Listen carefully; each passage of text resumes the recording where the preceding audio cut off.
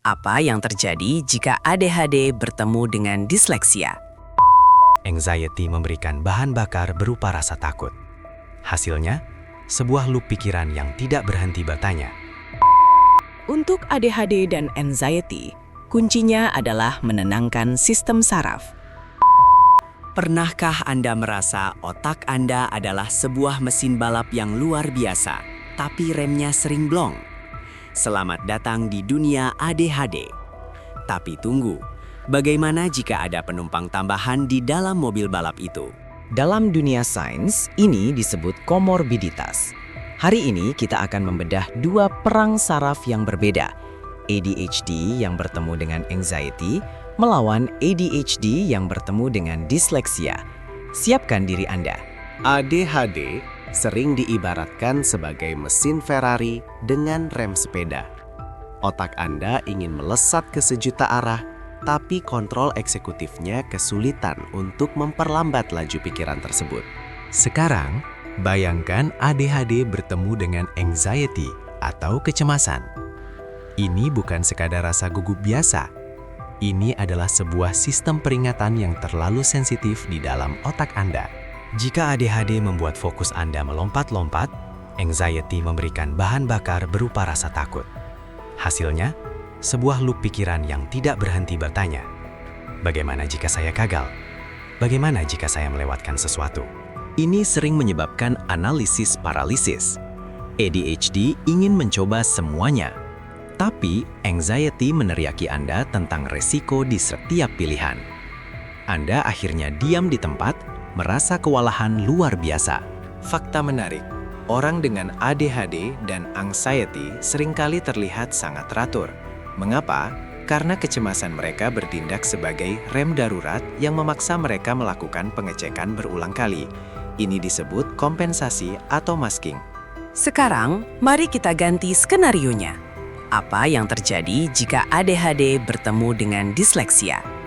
Di sini, perangnya bukan tentang rasa takut, melainkan tentang pengolahan informasi simbolis.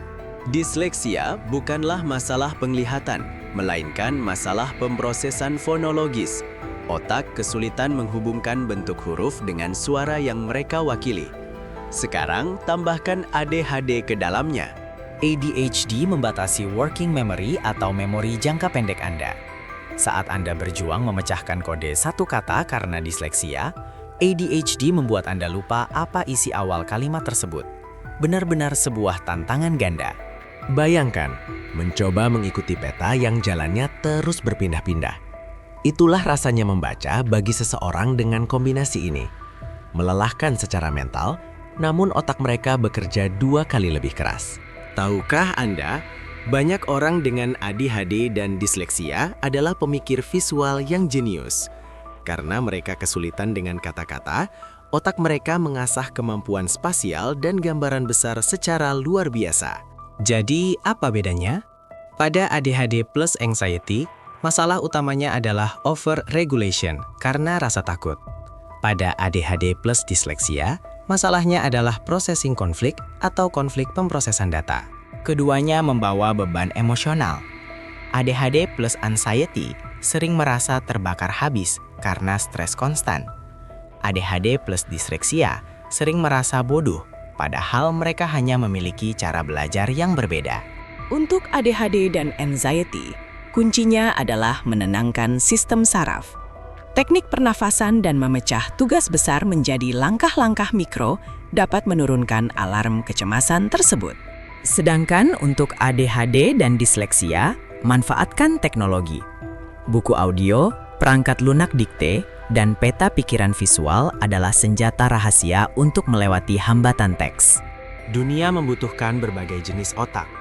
Orang dengan ADHD plus anxiety sangat teliti dan waspada. Orang dengan ADHD plus disleksia adalah inovator dan pemecah masalah yang out of the box.